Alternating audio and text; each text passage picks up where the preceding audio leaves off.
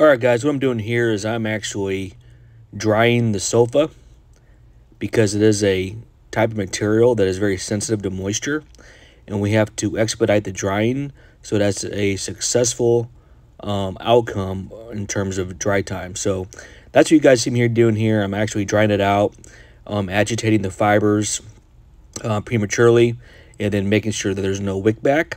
So anytime we deal with natural or synthetic properties that act like a natural element, we have to treat these fibers delicately.